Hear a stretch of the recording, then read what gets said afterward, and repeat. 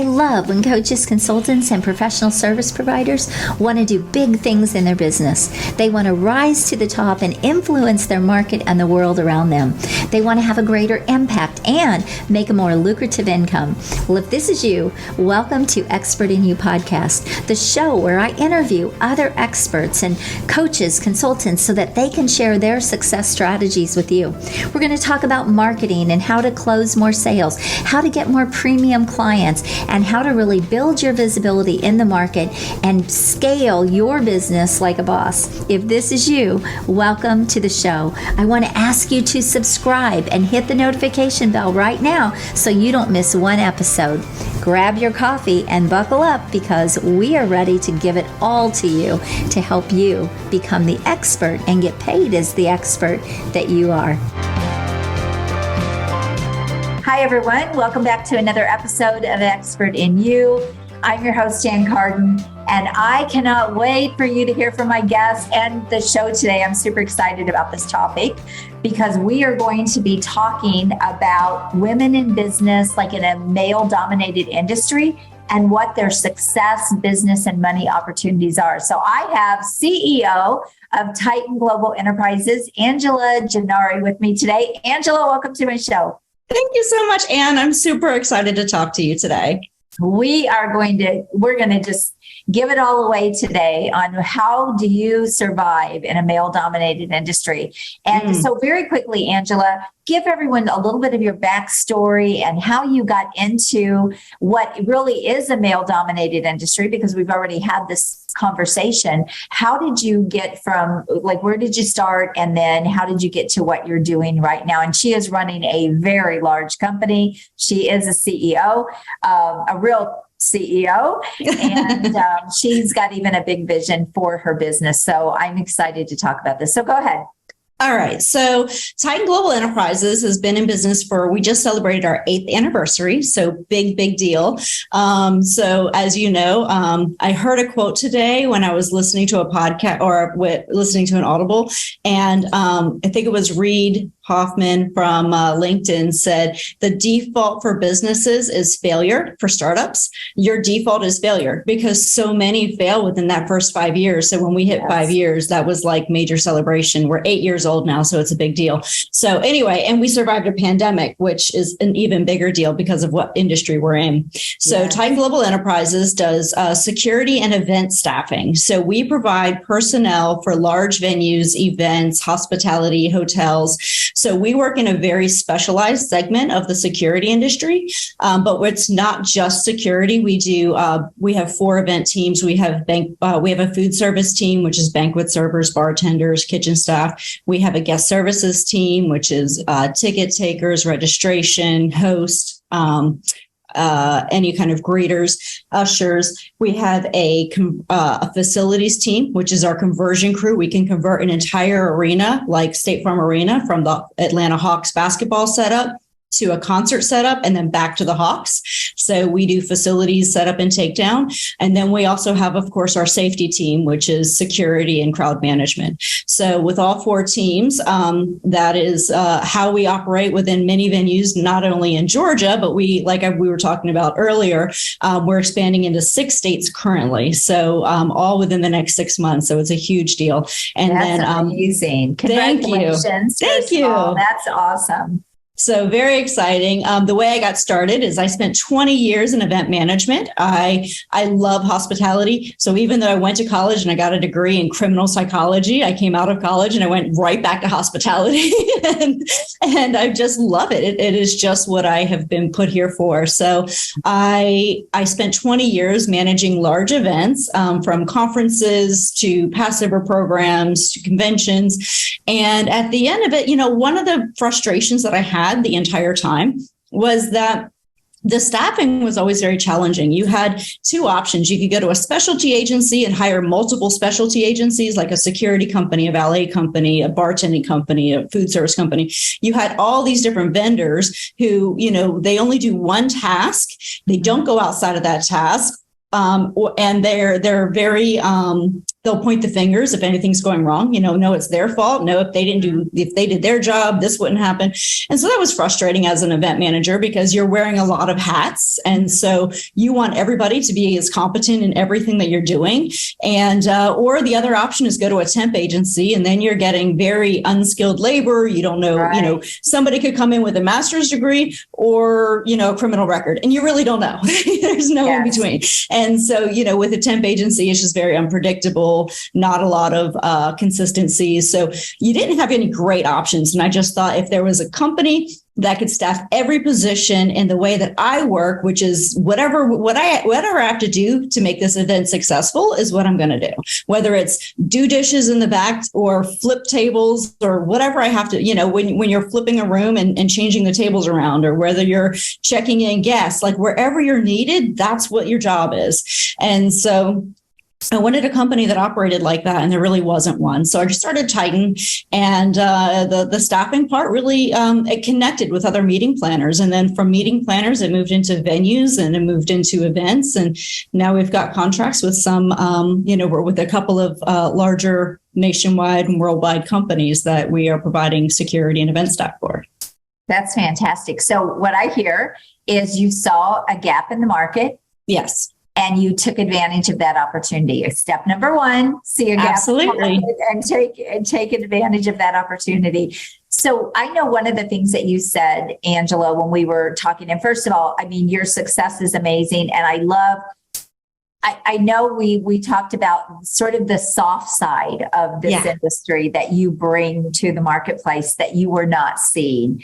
And I want to dive into that, because has it given you a leg up in the industry to be able to bring that side, that feminine side, to the marketplace?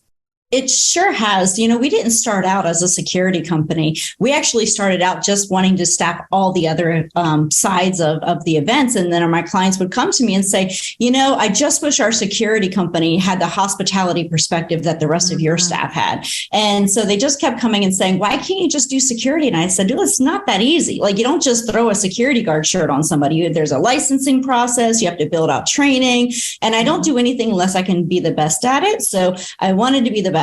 So I brought in the right expertise. I brought in somebody as our director of security, and he really helped me to build this program and build the platform and the training. But I think what makes us different is that when I approach any client, I always tell them we're not a security company. We're a hospitality company that does security. So our mindset is different. We are there to welcome guests to an event, not to be that mean person who stands there doing access control, who's bullying people. That's not what we do, right? So we're hospitality people first. So I think having that standpoint is what resonates in the industry, because, when you're living and breathing the hospitality industry, it's a mindset. It's not just, security is extremely important. And trust me, we are very, very keen on making sure that our venues are very, very secure. But at the same time, you can be secure and have a great hospitality mindset. So bringing that softer side in has made a huge difference for us. Yes, so you really did blend the hospitality side with the security side, and that is where Titan came from. So where did the name come from? I'm curious. Why? Funny enough, so I am adamant that I never wanted my company to be me, right? So I was never going to name it after myself. I wanted it to be much bigger than I am, but also in the industry, in the staffing industry, the hospitality industry, I don't like that people are called temps. I don't like that they're referred to as, there's just like the names of these staffing companies are they're not a place that I would feel proud to work. And I wanted people to feel proud of what they were representing and proud of where they were working. So for me, the name Titan came from, I wanted our people to be titans of the industry. And funny enough, and this is not my doing, but when I walk into a venue now, I would walk into State Farm Arena and the client would say, oh yeah, all the temp agency people are over there, but all the titans are on the right. All the titans are. So they're referred to as titans, as they should be, as they should be. So that's kind of where the name came from, is that I just wanted them to feel proud. I wanted them to understand the impact of what they were doing on a day-to-day basis was bigger than being a staff member. We don't call anyone a staff member. We call them a Titan. So, we have 6 Titans working today. And so it's just a different set of values and beliefs that we have about our people. I love that. And that also really does set you apart. Yeah. As well. Like, it's all these little things. I remember Donald Trump, love him or don't like him, but I remember him saying the fortune is in the details. Yes. The in the details. And if you really think about that, that's exactly what you're talking about. Even just the language and the name that you call your employees. And by the way, she has, what did you tell me, 300 plus? We're up to about 570 employees right now. Yeah. I said she was a true CEO. She has a lot of company. She's doing big things and she's up to even bigger things. And I'm so honored to have you on here, Angela. It's so great. I got to be a guest on her show as well, which was so wonderful. And that's how we got to know each other. So, all right. So let's talk about what are some of the struggles that women have in male-dominated industries, which is hospitality, which is security. Really, both of those things are male-dominated industries. So talk a little bit about that. Very much so. So it's dual edged. So most of the time when you look at hospitality companies, and we briefly touched on this earlier, but most of the time when you see women, like the hospitality industry is, I want to say 80% women. I mean, it's mostly women who are the sales, the meeting planners, the event managers, the catering. There's so many women, but as you get to the higher levels, women kind of like they stop becoming the majority at middle management. And then you get into that executive level and it's mostly men, which doesn't make sense for an industry that is 80% women. And in security, even worse. I mean, way worse. So first of all, I'm one of the only women who work in my particular segment, which is large event staffing or venues, like venue staffing, arenas and stadiums and so forth. Mm-hmm. So it's very tough to compete. I feel like I have to prove myself every single time I'm introduced to somebody, whereas somebody else might be accepted for their expertise. I have to prove mine. So it becomes a challenge, which, thankfully I've made some great relationships and I'm very active in like security associations. I have a personal security license in 5 different states right now. I hold the security license, which, initially was very tough because I'm one of the few security company owners that does not come from military and law enforcement. So most security company owners are former law enforcement who have transitioned to the private sector to do security, private security, and I am not. So again, it goes into me having to prove my value and prove my knowledge and my expertise in the industry every time I meet someone. However, I will tell you that the great thing is once you've gotten the buy-in, you become part of that inner circle, and they do respect you, and you do carry weight with everything that you do. So, but it's a challenge. In the very beginning, I can tell you more times than not, I had to bring a male colleague with me to talk to security directors so that they would even have a conversation with me. Yeah. Isn't that something that you think we're in a different world, but we're really not, are we? We're really not. We're not as far as people think we are. So, you look at the world. So somewhere there. Well, venture capital gives you all the information you need to know. When you look at the stats of, only 2.9% of is the highest ever amount awarded to woman-owned companies in a given year. 2.9% of venture capital is the highest amount that's ever been given to women-owned companies. And that was in 2020, I believe. It's gone down since then. It's about 2.7 right now. And I wonder, too, if a part of that is just this idea that women can't run great companies because they have kids and they're, their wives and all the stuff, right? All that, those years of sort of that being indoctrinated into us that women can't do it. I still hear that from men. Like I still, I was talking to a male CEO friend of mine, and we were mentioning something about women in business. He's like, oh, you don't believe that whole thing about how women don't have the same advantages. And I said, actually, here's a few statistics that are, numbers don't lie. Mm-hmm. And he's like, oh, come on. Women choose to leave the workforce to have babies. It's not our fault. And I'm like, whoa. and then he said, also, it's not like they're out there like as a single parent running a whole corporation or anything. And I'm like, oh, you mean like I'm doing right like now? You are doing. And I'm like, I am a single mother running a corporation. And he's like, well, I mean, that's different. Your son's older. And I'm like, he wasn't 8 years ago. Exactly. He's 16 right now. He was 8 years old. And so, yeah, that's, but it's the mindset of, everybody thinks it's equal until you're on that side of it and you realize it's really not. So how did you get yourself empowered to step up and play a bigger game in a male-dominated industry? Because I think that's a big issue for a lot of women. They let people push them down. This happens in corporate a lot. This happens even in small business. I work with a lot of coaches and consultants. I hear this across the board that a man will be chosen as a consultant over a woman a lot of times, unless it's sort of a female role. So right. How did you work through that? Well, I think part of it is tenacity. Part of it is my mother's work ethic. My mother, who raised me as a single mom, by the way, but also she was so independent and so determined that she was going to make it work on her own. She was the mom who, we'd go on a week at summer camp and I'd come home and she's renovated our kitchen by herself or painted our bedrooms.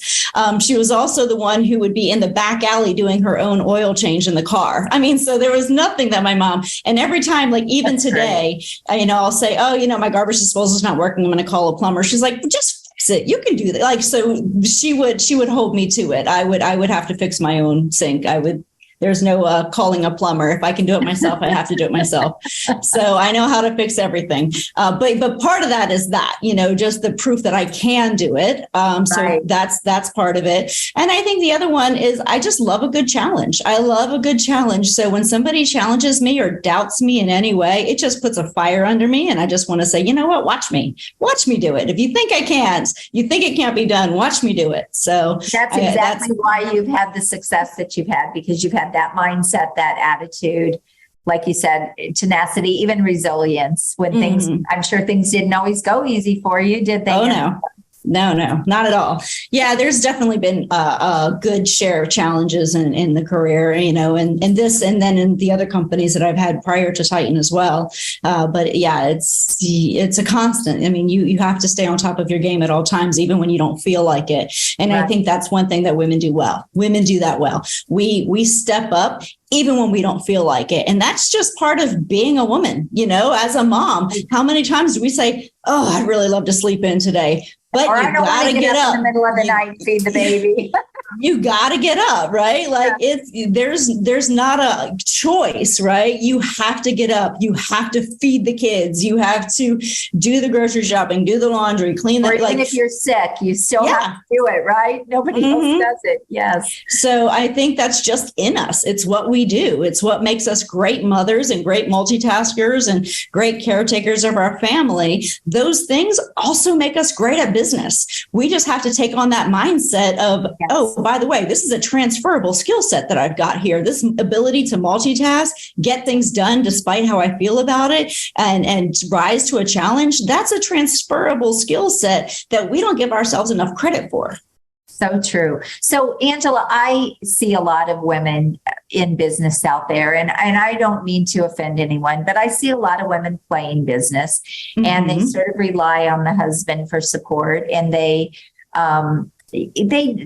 just kind of do what feels good, but there's no real drive or motivation, I think, to do anything bigger. So I see a lot of women play small, and I love to see anyone in business step up and play a bigger game and do bigger things. That's my thought. If you're going to be in business, you've got opportunity to build wealth. You've got opportunity to change lives. You've got loads of opportunity. Why do you think some women like you thrive and expand and you have this expansive mind, and other women just sort of survive in business? So, there is an interesting statistic about, and going back to the numbers thing again, less than I think it's 1% of all women-owned businesses break the $1 million mark, which is just astonishing to me because of all of the businesses that are out there. And I mean, the number of businesses that break $1 million, I mean, it's still not high. I mean, I want to say it's like 3%. No, it's not high.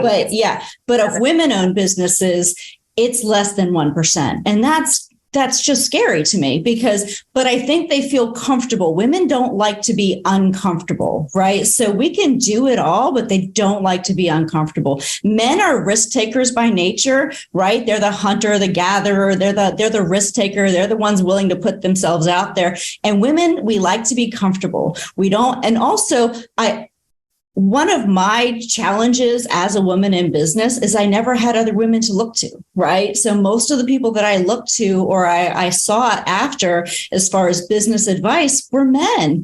And that doesn't always work well. Interesting. Yeah. It doesn't always work well, right? Because as a woman, you're really treading on thin ice. Like, does this guy think I want to date him? Or does, that's true. Yes. You don't know. Mind, right? Yeah. So you want to make sure that you're getting good sound advice. But I didn't have a lot of women that I could go to and say, hey, what do you think? I need funding for my business, or I'm trying to grow, or we're moving into this state, or, how can I find all this information? And there were not a lot of women that I could go to because women can become very protective of their place in their business. So, previous generations really had to fight tooth and nail to get where they are, and they don't want somebody else taking their spot.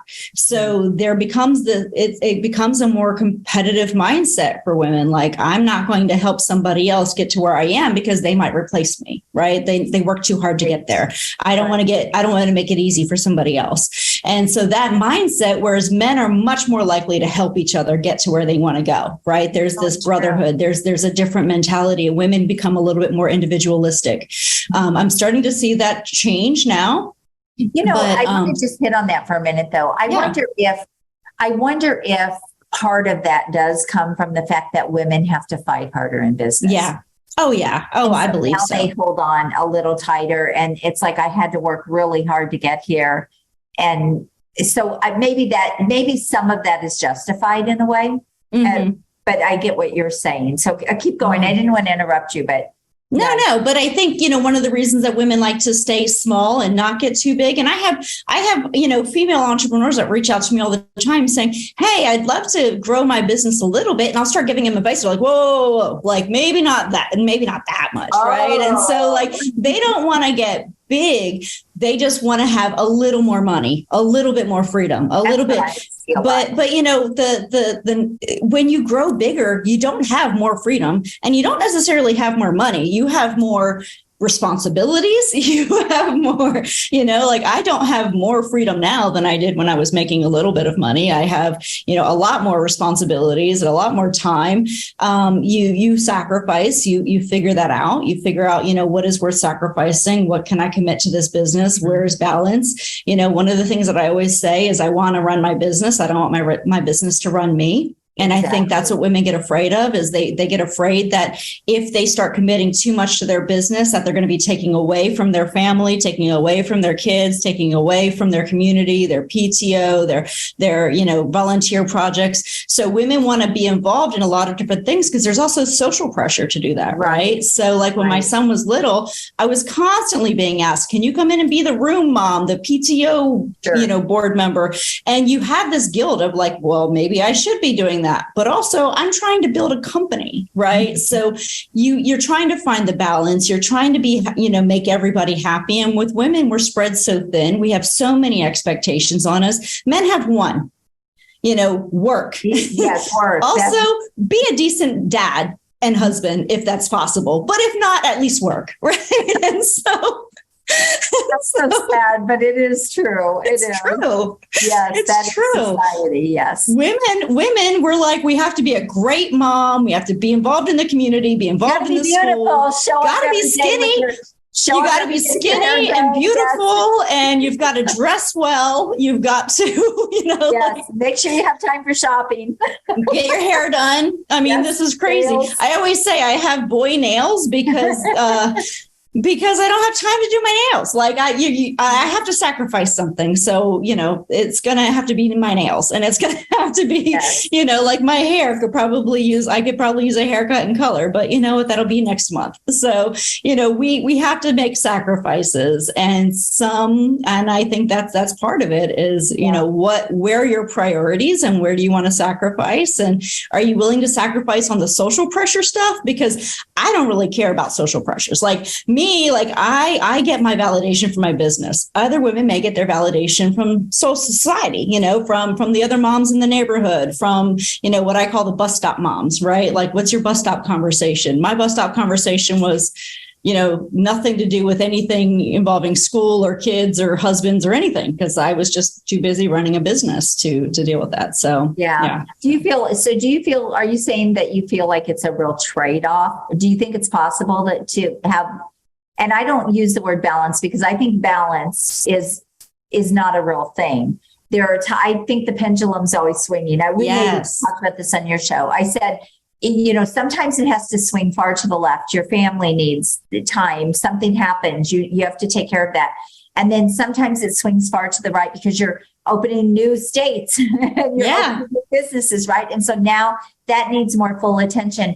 And I think the key is finding, it's not about it being here all the time. It's about knowing when it gets too far one direction or the other and pulling it back so that you kind of regain that control of all things in your life. But does that sound like it's a fair assessment?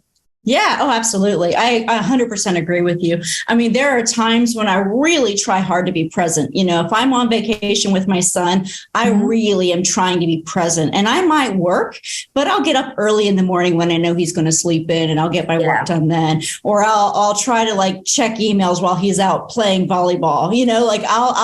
I'll balance that time in a way that doesn't feel like I'm taking time away from him, and I'm still present in the moments when I'm with him. So, you really have to, you try to be as present as you can. When I'm at work, I'm at work, and so I am fully engaged in this. And when I'm at home and I'm making dinner, I try to be fully engaged in that. So that I can experience life as it's happening. And not looking through the rearview mirror of life is now, right?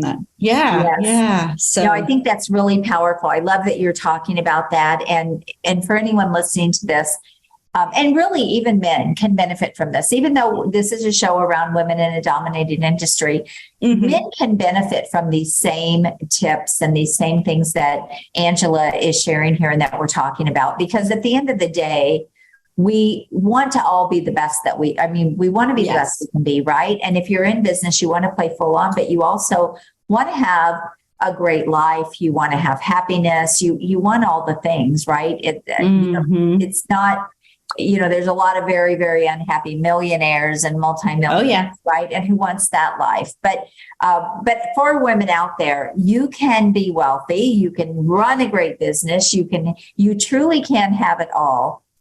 And you can play a bigger game. And it's just really empowering yourself to step up and do that. And then realize, like she said, there are sacrifices at times, but you don't have to sacrifice everything. And you just have to figure out how to work the whole process, really. 100%. I totally agree with you. And, for having it all, you have to define what is all. What is all to you? You have to know what that is. Yes. Yeah. I mean, people ask me all the time, well, what do you do for fun? What do you do for fun? I'm like, I work for fun. I genuinely love what I do. And I know that sounds terrible. And every once in a while, I'm like, well, I also play tennis. Does that count? I'll play tennis every once in a while. But when you love what you do, it doesn't feel like work. You don't feel like you're sacrificing. That's a true entrepreneur. I want to say. Yes, it really is. It's so ingrained in us that even, my husband is retired and he says, well, when are you going to retire? I'm like, why? Why? Why would I need to do that? I have everything I want. I get to travel. I get to have fun in my business. I love my business. Why do I need to do that? What is retirement? So I love that you said that. That's great. Oh, this has been so much fun. I have loved having you on here. What's a parting thought that you would like to leave women with? What would be something really powerful that you could leave them with to help them? I would say learn to step into your power. That is the biggest thing that I've learned through all of this, because when I was younger and in my 20s and I would give my power away all the time. I would let people take my power away. I would let them take away, I would say something in a meeting and they dominate it and I wouldn't speak up. Or I'd let somebody say, "Oh, Angela, you're going to take notes today." And I'd say, "Okay," and I would just let them railroad over me. And I learned way too late, but, I learned in my, 30s and 40s to slowly step into my power, and that you can do that without being a horrible person, right? Like I hate this idea that we have to do business like a man. Like there's a book written like How to Do Business Like a Man. Like, why would you want to? We are such incredibly great, empowering, wonderful creatures as women. There's no need to do business like a man. We can be just as successful doing business like a woman, as long as you understand how to step into your power. So, that's that, Angela. I know you're leaving everyone with that thought, but I feel like, wow, we have another show going here. Did you work with coaches? Did you go through trainings? How did you manage that or do that? Well, it's funny because I think a lot of it just came from necessity, of like, if I don't do this, somebody is going to come and eat my lunch. Right. And so part of it is necessity. You have to learn to stand up for yourself because they will come for you. Right. Especially as an entrepreneur and especially in the business that I'm in, where, it's fairly cutthroat, and I have to stand my ground. If I don't stand my ground, I will lose the respect of every single security company owner out there, of all the clients. I mean, these are big venues, big clients, and they want somebody who's going to walk into the room and own that room, because that's the expectation. And so you have to learn to step into your power. And I don't know if I'm allowed to plug this or not, but I actually did a keynote speech recently to executive women about how to step into your power. So I put that on YouTube. But yeah, so I did 15 ways to step into your power. Number one is we over apologize too much. So we have to stop apologizing for existing. And I know you know exactly what I'm talking about. Talking to me. I know you're talking to me.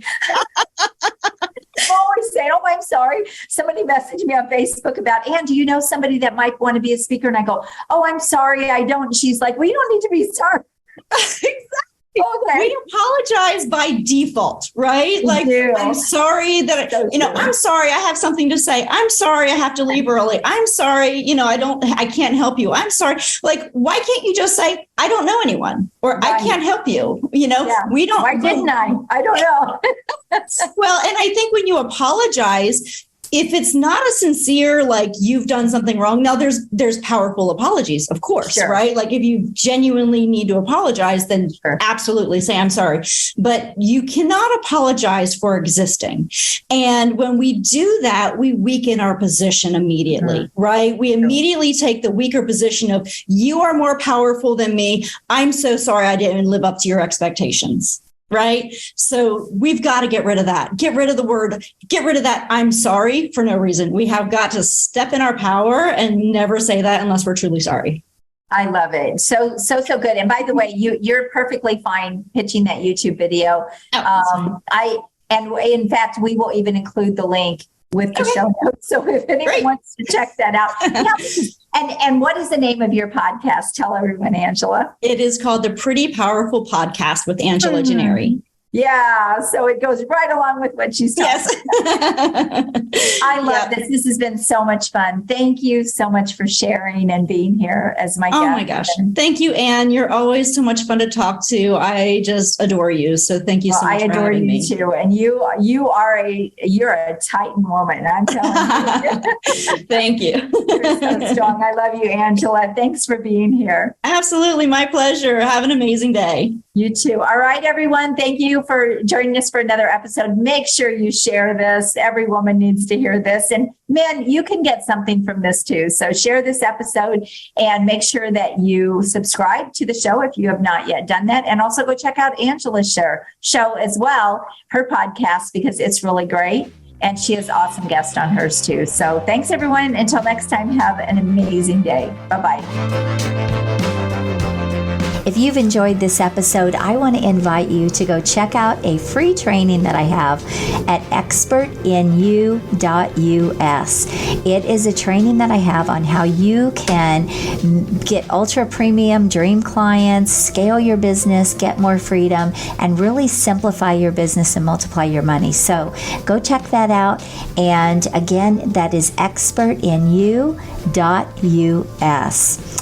I want to thank you for being here with me this week. I hope you found massive value. Please always leave a comment, feedback, or a question.